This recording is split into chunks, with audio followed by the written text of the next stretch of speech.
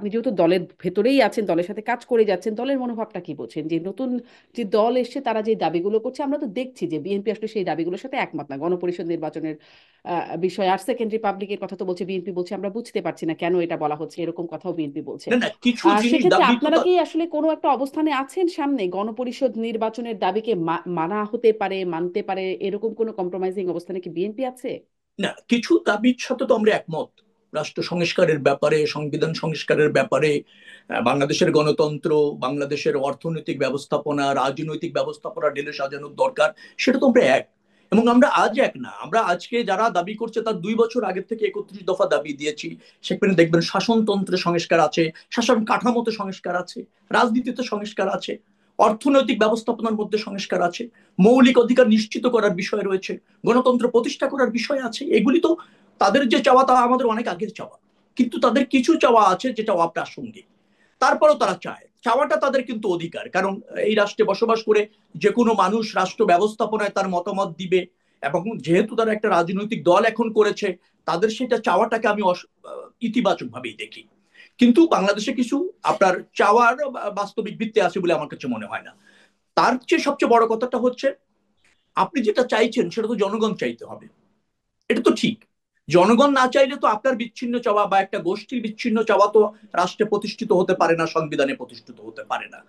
তো একটা গ্রহণযোগ্য নির্বাচনের পর তারা যে কাজগুলি করতে চায়, এই যে যেগুলি বলছে, সেকেন্ড রিপাবলিক করতে চান, আপনার গণপরিষদের নির্বাচন করতে চান, সংবিধান নতুন করে এভাবে করতে চান, এইগুলি তারা ম্যানিফেস্টো নিয়ে তো ভোটে যেতে পারেন।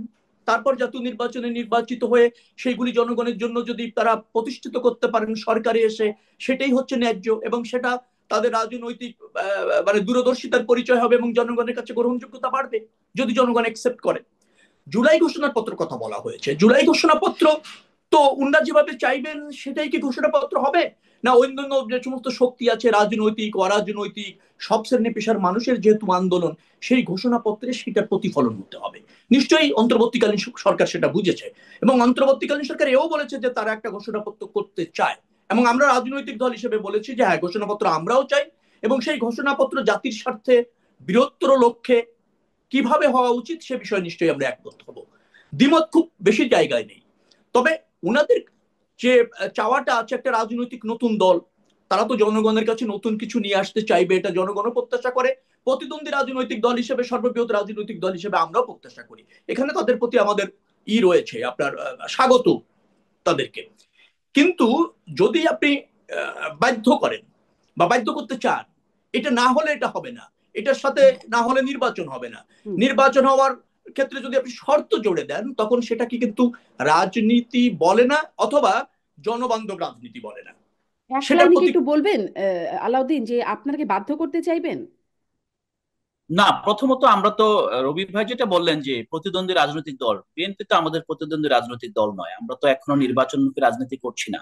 আমরা অভ্যুত্থানের রাজনীতি এখনো করছি। আমরা অভ্যুত্থানের যে আকাঙ্ক্ষা, সেই আকাঙ্ক্ষার জন্যই, যেমন যেটা বললেন যে সংস্কার চান, আমরাও সংস্কার চাই। কিন্তু হ্যাঁ, সংস্কার সেগুলো তো স্পষ্ট। পদ্ধতিটা, মানে আপনারা কি আপনাদের দাবি মানাতে মানে কোনো চাপ প্রয়োগ করবেন, বাধ্য করার জায়গায় যাইবেন? মানে কিছুদিন আগে যেমন সাজিদ আলম বলছেন যে শেখ হাসিনাকে ফাঁসির মঞ্চে দেখার আগে যেন কোনো কেউ ভুল ক্রমীয় নির্বাচনের কথা না বলেন। আহ, আপনারা কি এরকম কোনো অবস্থানে যাবেন, এটা না হলে নির্বাচন নয়? না, এরকম অবস্থানে যদি আমরা যাইতাম, আমরা তো আসলে 31 ডিসেম্বর আমাদের প্রায় 2 লক্ষের বেশি মানুষ শহীদ মিনারে জড়ো হয়েছে সারা দেশ থেকে। আমরা তখন ঘোষণাপত্র দিয়ে দিতে পারতাম, আসলে কিছুই হতো না, রাষ্ট্রের কিছু হতো না, আমাদের ঘোষণাপত্র আলোকে আমরা রাজনীতি করতে পারতাম। কিন্তু আমরা কিন্তু চাই না, আমরা একটা জাতীয় ঐক্যমত্য চাই। এটা বারবার বলে আসছি। আমরা আসলে পররাষ্ট্রনীতির ক্ষেত্রে, স্বাধীনতা সার্বভৌমত্ব রক্ষার ক্ষেত্রে, দেশের প্রতিষ্ঠানগুলোকে রক্ষার ক্ষেত্রে, দেশের মানুষের রক্ষার ক্ষেত্রে আমরা জাতীয় ঐক্যমত্য চাই। ঐক্যমত্যের পরে নির্বাচন কেন্দ্রিক রাজনীতিতে আমাদের প্রতিযোগিতা থাকবে, প্রতিদ্বন্দ্বিতা থাকতে পারে, কিন্তু কিছু বেসিক ব্যাপারে ঐক্যমত্যের জায়গায় আমরা এখনো একমত। এবং আমরা বিএনপি যদি যেভাবে চায়, বিএনপির সাথে আমরা বসতে চাই। প্রধান উপদেষ্টা সংলাপ শুরু করবেন, সংলাপ শুরু হলে আমরা বসতে চাই যে কোথায় কোথায় গ্যাপ আছে, এই গ্যাপগুলো আমরা বুঝতে চাই, যে হ্যাঁ আমরা বুঝাতে চাই যে সেকেন্ড রিপাবলিক আসলে নতুন কিছু না। নতুন সংবিধান যখন অ্যাডপ্ট করা হবে রাষ্ট্র, তখন একটা ফ্রেশ স্টার্ট, সেকেন্ড রিপাবলিক তখন থেকে হয়। এটা কোনো আলাদা শপথ হবে না, রাষ্ট্রে কোনো কিছু পরিবর্তন হবে না। সংবিধান মানে ইটসেলফ একটা সেকেন্ড রিপাবলিকের ভিত্তি। সো এই বিষয়টা আসলে এটা আমাদের মনে বোঝাপড়ার মতো মানে বিষয়টা। বিএনপি সাম্প্রতিক যে বক্তব্যগুলো মনে হচ্ছে যে তারা নতুন শুনছে, কিন্তু আমার মনে হয় যে তারাও এখন লেখাপড়া শুরু করেছে, এই বিষয়গুলো তাদের বুদ্ধিজীবীরা একটু একটু দেখার চেষ্টা করছে। আমি গতকাল মাসুদ কামাল ভাইয়ের সাথে একটা শোতে ছিলাম, উনি একটা বিষয় জাস্ট আমাকে প্রশ্ন করছিলেন যে দুইটা নির্বাচন হবে কিনা।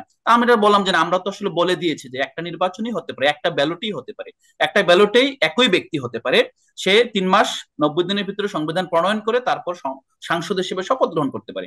তা আমরা তো বিষয়গুলো মানে তারপর উনি বলে যে তাহলে তো এর চেয়ে ভালো সিস্টেম হতেই পারে না।